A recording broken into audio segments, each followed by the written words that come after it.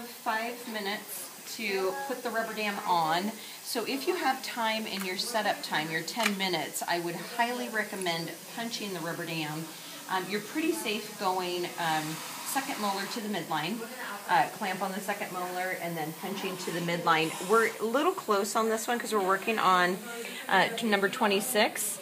So the doctor may want you to punch to the opposite canine, which would be number 22. If that's the case and you've already punched it to the midline, during your 5 minutes, all you have to do is punch 3 additional holes and put it on. So you have 5 minutes, and every minute you go over, either in your setup time or rubber dam, it's a point off per minute. So keep that in mind. So go tell the doctor you're ready. Again, we're going to think that you're still working until you come and tell us you're finished. Sit down. Just like a rubber dam assessment, mouth mirror explorer to check the rubber dam. Okay, saliva ejector is in there, and now we're ready to prep teeth. So high-speed handpiece first. Pass it with the burr pointing towards the arch we're working in. So we're working on mandibular, so the burr is pointing down, and I'm hanging on to it as far away from the working end as possible so the doctor can grab it wherever she wants. Then pick up your HBE and air water syringe. HBE always in your right hand. And your suction needs to be parallel and 1 tooth distal to the tooth we're working on. When the doctor pulls out, that's my indication that she needs me to rinse. So I want to rinse with the point of the air water syringe, the triplex tip, going straight down the long axis of the tooth, the same direction that the burr was going. Air water spray, suction over the top of it, move out of the way. Every time she moves, that's my indication that she wants me to rinse. And it'll take us a little longer to drill than what she's doing, but that's okay. So before we work on that anterior tooth, we're going to change the burr. So what would you like me to change the burr to, doctor? 701.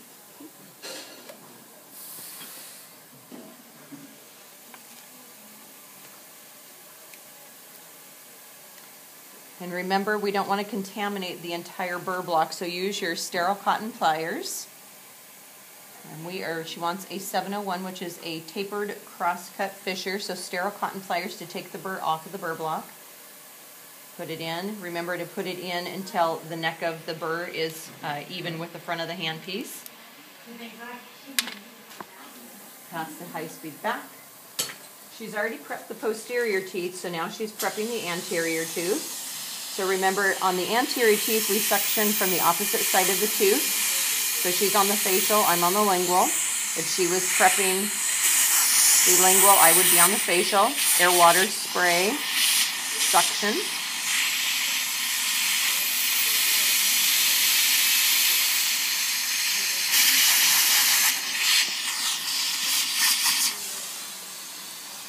Ready for the low speed?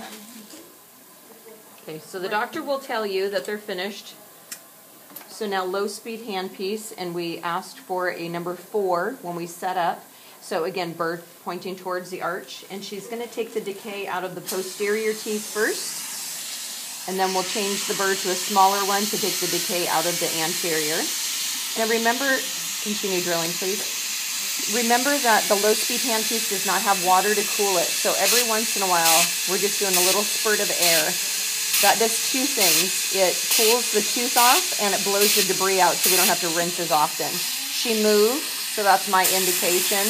Air water spray, suction. She's ready to start again. Little blast of air. Make sure not to get in her way. Air water spray, suction.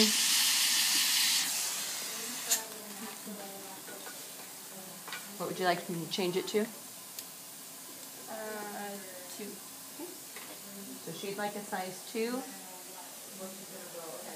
can grab it.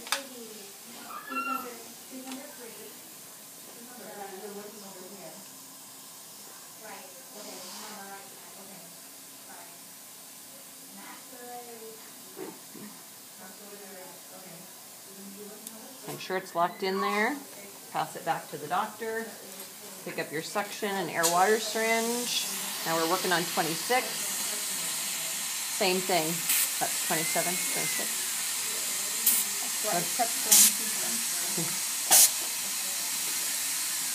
Small blast of air. Rinse. Suction.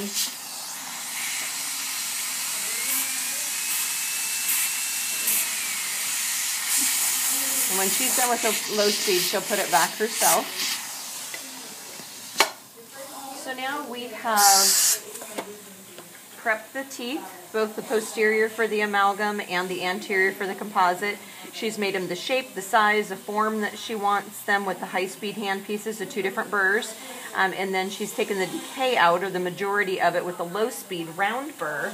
So now she's going to check with the spoon excavator just to make sure that all of the decay is gone in those teeth, and that we have sound dentin, that it's a solid surface. And we're working on 28 and 29, not 30 and 31, and 26. And when she's finished with it, she'll place it firmly in my hand, and that's when I know she's finished. Make sure you have a 2x2 there to wipe it. Throw that in the garbage. So we're done prepping the teeth. So we need to rinse all 3 of them because we're ready to fill them back up. So start with the one in the front. Rinse it really well, make sure there's no debris in it. And then work your way towards the back. Air water spray. Try not to spray your doctor. And then tease them dry, which is just short blasts of air. We don't want to completely dry the teeth out. We just want to give them little blasts of air so that we don't dilute our materials that we're going to put in there. So the first material we are going to mix, or the only one we're going to mix actually, is the Vitribond, and this is a glass ionomer, and it is a liner. So if any of those preps were deep, this will cause it, keep it from being sensitive. So 1 scoop, level scoop, 1 drop. Make sure you hold the bottle vertically.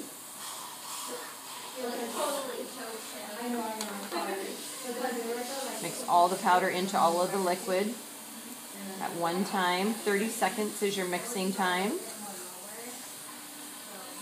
And you can do one of 2 things. You can either gather it onto your spatula like that, or you can leave it in a pile on your pad, whatever your preference is. Turn the light down because it is light sensitive. Now we're going to pass the doctor the DiCal instrument and the spatula. So I've got the spatula in my right hand in the transfer zone, so she doesn't have to move her fulcrum, and a 2x2 in my left. And I need to keep track of which teeth she put it in because I need to cure those each for 30 seconds. So she placed that firmly in my hand, so I know she's finished with it. Clean your spatula, and then we need to cure those each for 30 seconds. So I'm going to start with the anterior tooth. 30 seconds. And then 28 for 30, and 29 for 30 seconds. And during your assessment, I want you to actually cure all of them. I'm going to throw my used mixing pad away and set this up here so it's out of my way now because we're finished with it. And now we need Gluma, which is a desensitizer. It's like clear fingernail polish essentially. It seals all the dentinal tubules. It is not light sensitive, so you can move that light back up. And I put a drop on the microbrush itself, and then 1 in the corner of the dam so that if she wants any more, she can get it off of the rubber dam.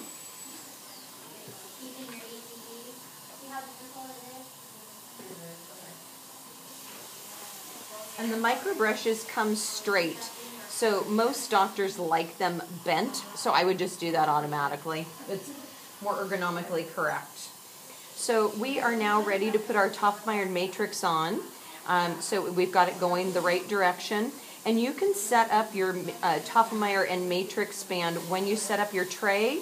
Just set it up straight. And then when you're setting up your tray after you have the patient's chart and you know what teeth you're working on, just move it to the right or to the left. So right now it's ready to go.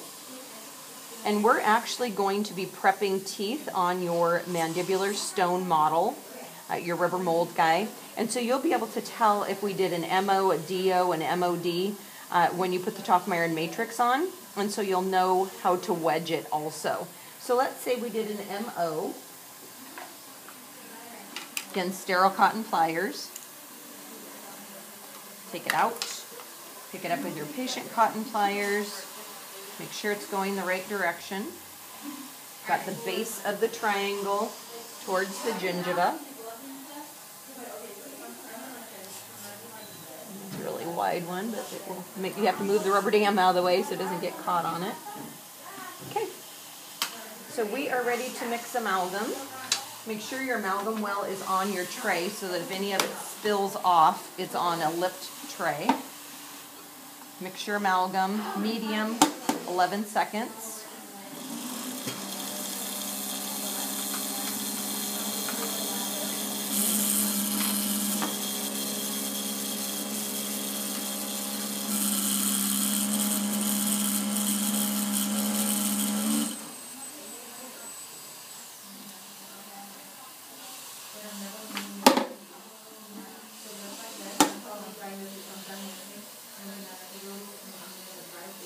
So a hard piece of plastic is called a pestle. Get that out of there and make sure and recap it before you throw it away. Finger underneath the plunger just like you did for your amalgam assessment. What's going on? You're just videotaping it again. Pass the small into the carrier.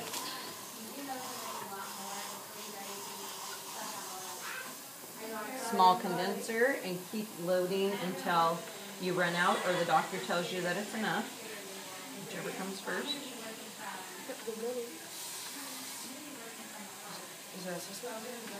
No. Just videoing it again. Just videotaping it again. I'm good. And remember to watch what end of the condenser they hand you back. So you always want to hand them the same end of the condenser that they passed you. So she passed me the medium end of the condenser. So I gave her the medium end of the medium large. And then check and see if there's any amalgam left in the amalgam carrier that she didn't use and put it back in the well. Otherwise, if we sterilize it with amalgam in there, it's really difficult to get out. So she's done with the condensers. Now I'm going to pass her the burnisher. Then I'm going to have the Explorer ready for her. And then I'm going to have the patient cotton. She just went around the matrix band to loosen the amalgam from the matrix band. Now I have the patient cotton pliers ready for her to take the wedge and then the matrix band out. And I'm going to have a 2x2 ready for the wedge and the top iron matrix because they're usually bloody.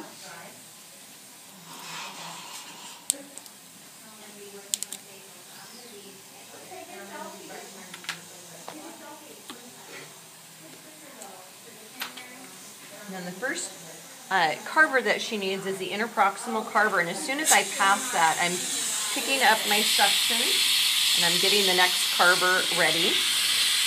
So you always need to be one carver ahead of what she wants. So it's interproximal carver, then the half Hollenbach, and then the large cleoid discoid, the discoid end facing the mouth. Got the Invisalign for first. And then the small cleoid discoid end down. And I did not move my suction out of their mouth when I reached over to do that. So make sure that you have your mobile part close enough to you that you can reach and not move your suction around while you're doing that. So she finished the last carver, the small cleoid discoid end. So now we would do the second amalgam. So now we would start from the top of iron matrix. So make sure you have two top of iron matrix set up going the right direction.